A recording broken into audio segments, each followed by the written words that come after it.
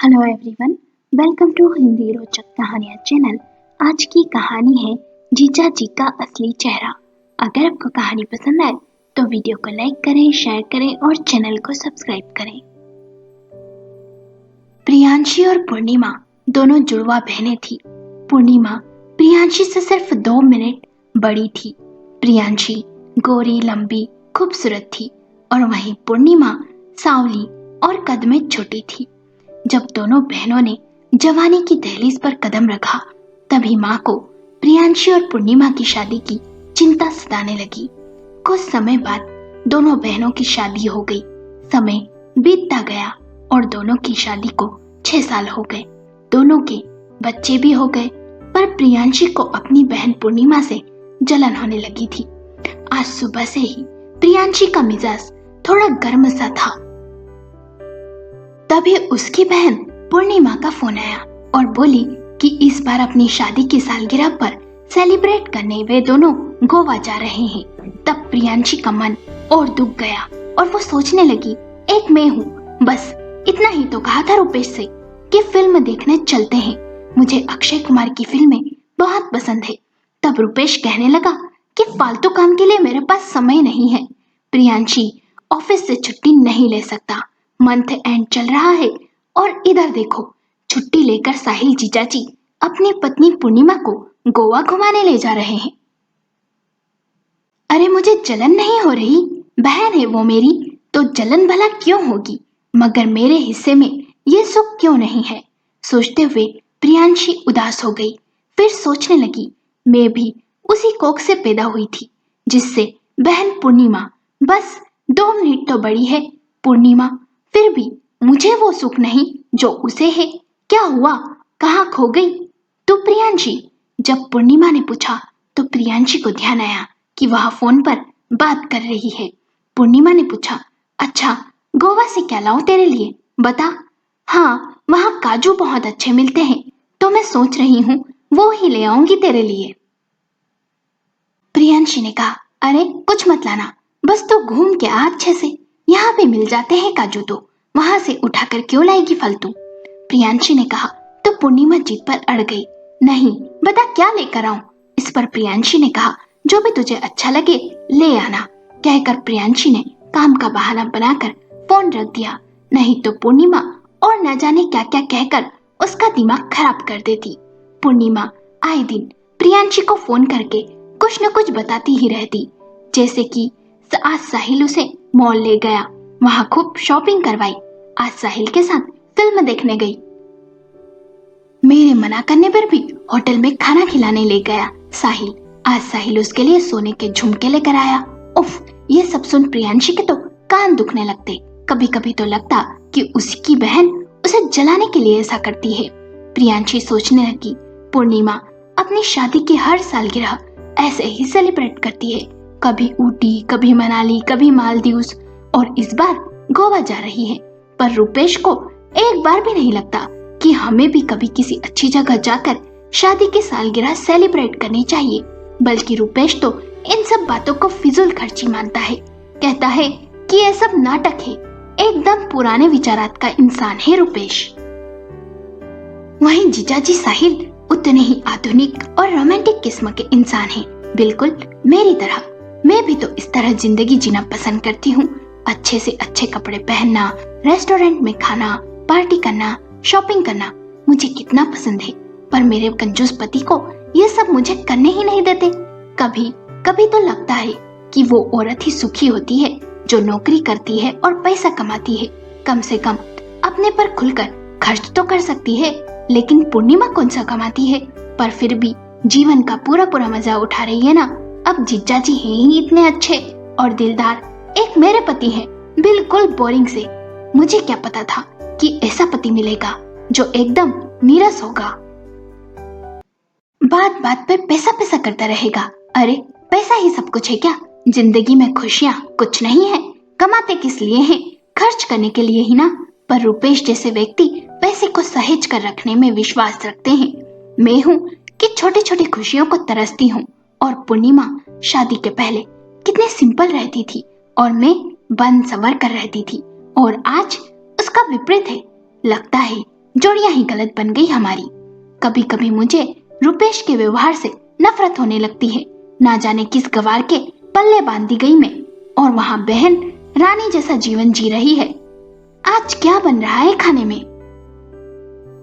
खुशबू तो बहुत ही अच्छी आ रही है, किचन में प्रवेश करते हुए रुपेश ने पूछा। प्रियांशी ने कहा मुंह बनाते हुए, कुछ खास नहीं, रोटी सब्जी। प्रियांशी का मन तो किया कि रुपेश को बताए कि देखो कैसे जीजाजी पूर्णिमा दीदी को दुनिया घुमा रहे हैं और तुम मुझे चूल्हे में ही झोंकते रहो। प्रियांशी से रहा नहीं गया और उसने रुपेश से कह ही दिया। इस पर रुपेश कहने लगा, तो तुम क्यों उदास हो रही हो प्रियांशी? वो उनकी जिंदगी है, जैसे चाहे वो जिए। प्रियांशी को रुपेश की बात पर गुस्सा आया और बोली, तो क्या हम उनकी तरह नहीं जी सकते? क्या हमारी उम्र हो गई है?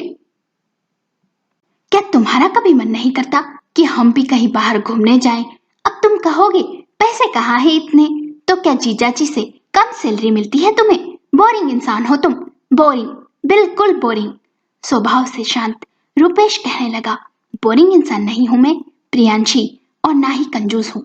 देखो बच्चे बड़े हो रहे हैं, उनकी पढ़ाई लिखाई शादी इन सब के बारे में भी तो सोचना होगा ना हमें। देखो बच्चों की पढ़ाई, घर, गाड़ी का लोन, मेरी तनख्वाह उसी में चली जाती है ना, कोई ऊपरी आमदनी तो नहीं है। इसलिए समझो अगर हम आर्थिक रूप से कमजोर हो गए तो। मैं ऐसा नहीं चाहता। फिर बताओ कौन है हमारी मदद करने वाला? कहने को बड़ा परिवार है, पर पैसों के लेन देन में कोई साथ नहीं देता। अब 1.5-2 लाख यदि घूमने में ही लगा देंगे तो बजट बिगड़ जाएगा। दूसरों को देखकर मत जियो, ऐसे में दुख ही होगा तुम्हें। हम जैसे हैं ठीक है, बस यह सोचो तो खुश रहोगी। रुपेश ने प्रियांशी को समझाया, पर प्रियांशी के दिमाग में उसके पति की कही एक बात भी नहीं गई। उसे तो बस इतना समझ आ रहा था कि रुपेश साहिल की तरह नहीं है। इसलिए प्रियांशी रुपेश की हर छोटी बात पर गुस्सा हो जाती और उसे ताने देने लगती। रुपेश चुपचाप उसकी बात सुन लेता, क्योंकि वो जानता था कि प्रियांशी लड़ाई के बहाने ढूंढ रही है और वो घर में कलह नहीं चाहता था। कुछ दिन बाद फिर पूर्णिमा का फोन आया और बताया कि शादी की सालगिरह पर साहिल ने उसे हीरो का हार दिया, और फिर बताने लगी कि गोवा में कहाँ कहाँ घूमने गए, क्या क्या शॉपिंग की, जिसे सुनकर रुपेश के प्रति प्रियांशी का गुस्सा और बढ़ने लगा।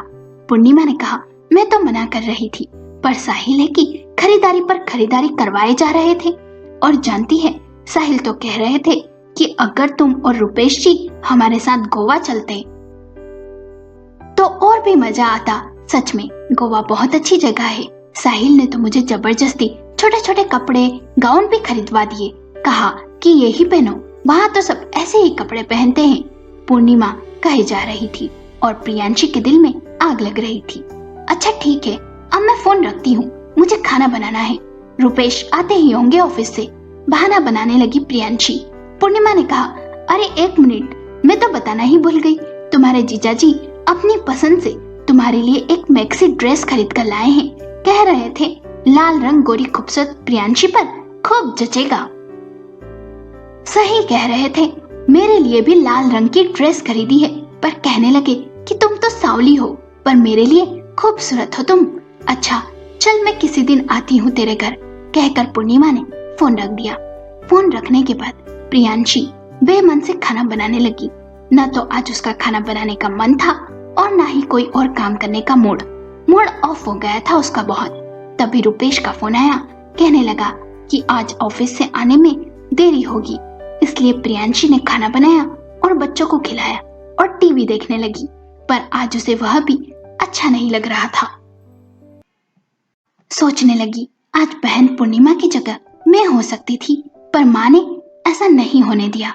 जब लड़के वाले पूर्णिमा को देखने आने वाले थे तब माँ ने मुझे बाहर भेज दिया, क्योंकि पिछली 3 बार की तरह इस बार भी लड़के वाले मुझे ही नापसंद कर ले।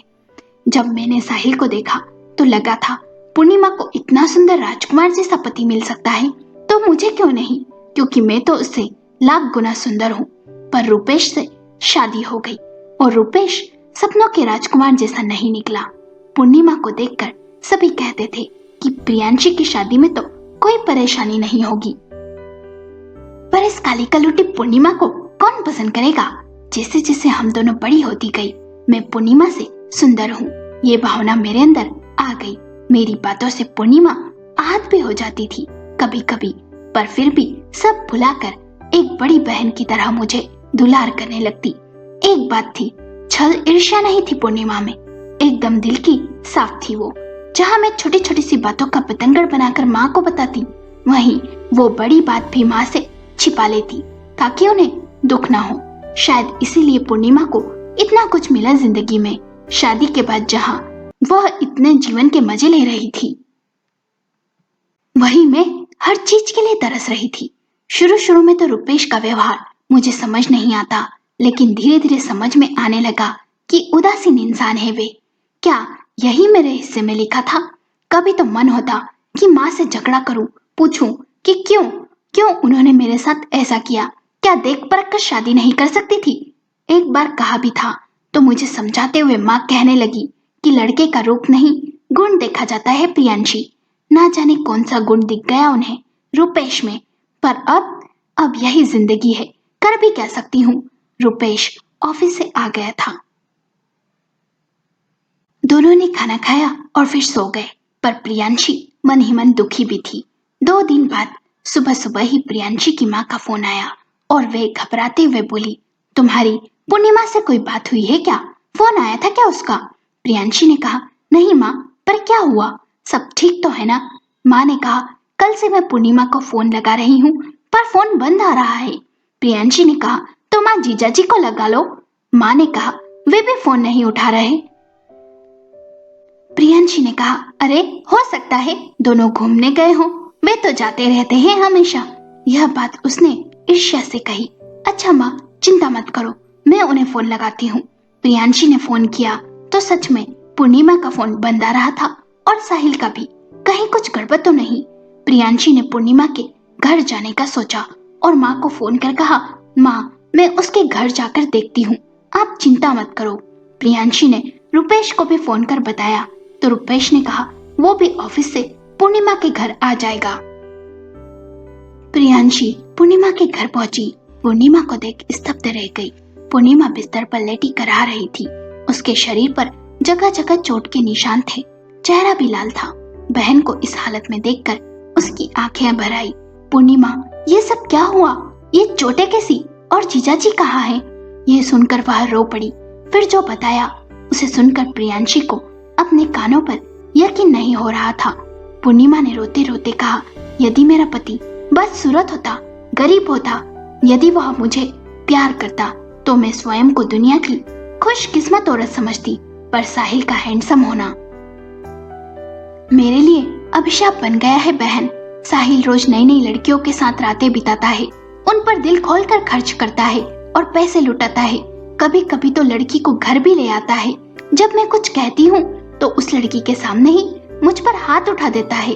वो तो अच्छा है कि बच्चे हॉस्टल में रहते हैं, नहीं तो उन पर क्या असर होगा साहिल की इन हरकतों का। जब से शादी हुई है एक दिन भी ऐसा नहीं गया जब साहिल ने मेरे रंग रूप को लेकर ताने न मारे हो। वो कहते हैं कि उन्हें तो सुंदर लड़की चाहिए थी और कैसी काली कलोटी मर दी गई। जानती है, हमारी तस्वीर देखकर साहिल को लगा था कि उनकी शादी तुम्हारे साथ होने वाली है, इसलिए उन्होंने शादी के लिए हाँ कह दी थी। लेकिन जब पत्नी के रूप में मुझे देखा तो गुस्सा हो गए और पति पत्नी के बीच की बात है ये सोचकर ससुराल वालों ने भी मेरा पक्ष लेना छोड़ दिया। लेकिन समाज में अपनी इज्जत के डर से साहिल मुझे ढो रहे हैं। बस कहने को तो मैं उनके साथ गोवा मालदीव घूमती हूँ, पर वहाँ होती है उनके साथ उनकी माशूका। मैं तो बस पिछली सीट पर बैठकर तमाशा देखती हूँ। साहिल के जो भी दोष थे, आज तक जो दबे हुए थे, उन सभी को पूर्णिमा ने एक एक कर कर अपनी बहन प्रियांशी के सामने खोल दिया। उसके जीजाजी का असली चेहरा उसके सामने था। आज तक वो रुपेश को कंजूस, छोटे विचारों वाला और खराब समझती थी, लेकिन आज उसे समझ आया कि रुपेश कितना अच्छा और सच्चा है। पूर्णिमा कहने लगी, साहिल को जरा भी चिंता नहीं है, अपने बच्चों के भविष्य की। इस अय्याशी में सारे पैसे लुटा रहे हैं। 2 महीनों से बैंक की किश्त बाकी है। सही कहती हूँ, तुम्हारे पति अच्छे हैं, वे तुम सबके लिए कितना सोचते हैं, सीधे सच्चे इंसान हैं। विश्वास नहीं हो रहा था कि पूर्णिमा जो कह रही है वह सच है। जिस इंसान के लिए उसके दिल में सम्मान था वह एक पल में ही खत्म हो गया। कितना अच्छा समझती थी वो अपने जीजाजी को। सोचने लगी थी कि काश इससे मेरी शादी हो गई होती तो मैं कितनी सुखी होती, पर मैं कितनी गलत थी। खुद को कोसती रहती थी, मगर आज उसे उसी रूपेश पर नाज हो रहा है। दिखाते नहीं पर प्यार बहुत करते हैं। अब यह समझ आया उसे। प्रियांशी ने कहा, लेकिन तुम ये सब क्यों सहती रही अकेले? बताया क्यों नहीं? पूर्णिमा ने कहा, तो क्या करती और क्या बताती तुम सबको? क्या ये सब बदल देते तुम सब? तुम्हें हमेशा लगता था ना कि मैं सुखी हूँ। तुम सभी के इसी भ्रम को जिंदा रखना चाहती थी और दिखाना चाहती थी उन सभी लोगों को जो कहते थे इस काली कलूटी को कौन पूछेगा। झूठा ही सही, पर लोग तो यही मान रहे हैं ना कि मैं बहुत सुखी हूँ, खुश हूँ और मेरे पति साहिल मुझे बहुत प्यार करते हैं। माँ भी खुश है तो रहने दे उन्हें खुश। मैं अपना दुख सुनाकर माँ को जीते जी मौत के मुंह में नहीं धकेलना चाहती हूँ। इसलिए जो जैसा चल रहा है चलने दे बहन। तू भी यह बात कभी किसी से नहीं कहना, रुपेश से भी नहीं, नहीं तो तू मेरा मरा हुआ मुंह देखेगी। ये सुन प्रियांशी ने रुपेश को फोन कर कहा, पूर्णिमा ठीक है, वो घर चले जाए, वो कुछ देर में घर आ जाएगी। अब जब पूर्णिमा ने इतनी बड़ी धमकी दे दी तो फिर कैसे किसी से कुछ कहती प्रियांशी। सोचने लगी, क्या सोच रही थी मैं अपनी बहन के बारे में और क्या निकला। रात को प्रियांशी घर आ गई और रात भर वो पूर्णिमा के बारे में ही सोच सोच कर रोती रही। उसकी सूजी आंखें देखकर रुपेश को लगा कि वो पूर्णिमा की तबीयत को लेकर परेशान है, पर बात तो उससे भी बढ़कर थी, पर बता नहीं सकती थी किसी को। सुबह उठकर रोज की तरह प्रियांशी ने चाय बनाई और सब्जी काटने लगी। तभी पीछे से रुपेश ने उसे अपनी बाहों में भर लिया और पूछा, क्या बना रही हो? प्रियांशी ने कहा, नाश्ता बना रही हूँ। रुपेश ने कहा, अरे मत बनाओ। प्रियांशी ने कहा, पर क्यों? रुपेश ने कहा, आज छुट्टी ली है, मूवी देखने चलेंगे अक्षय कुमार की। प्रियांशी ने कहा, तुम्हें मूवी अच्छी नहीं लगती थी ना, फिर आज? रुपेश ने कहा, पर तुम्हें तो अच्छी लगती थी ना। और हाँ, सालगिरह आने वाली है, कहाँ चलना है सेलिब्रेट करने? गोवा चलें? प्रियांशी ने कहा, अरे नहीं, कोई जरूरत नहीं फिजूल खर्ची करने की, हम गांव चलते हैं, माँ बाबूजी से मिल आएंगे, आशीर्वाद भी मिल जाएगा। चलो बालकनी में बैठकर चाय पीते हैं। पहले सुबह कभी सुहानी नहीं लगी जितनी आज लग रही थी उसे। सोचने लगी, सब कुछ तो है मेरे पास, प्यार करने वाला रुपेश, 2 बच्चे, अपना घर, जरूरत के सारे सुख, तो फिर किस चीज के पीछे भाग रही थी मैं? देखा तो रुपेश उसे देख रहा था। जब प्रियांशी की नजरें रुपेश से मिली तो वो मुस्कुरा दिया और प्रियांशी भी मुस्कुरा दी। प्रियांशी ने सोचा, जो दिखे वो सच हो जरूरी नहीं, पर अपनी बहन के लिए दुखी जरूर थी वो। दोस्तों, आपको कहानी कैसी लगी? हमें अपने विचार कमेंट करके बताएं। यदि कहानी पसंद आई हो तो लाइक करें, शेयर करें और चैनल को सब्सक्राइब करें।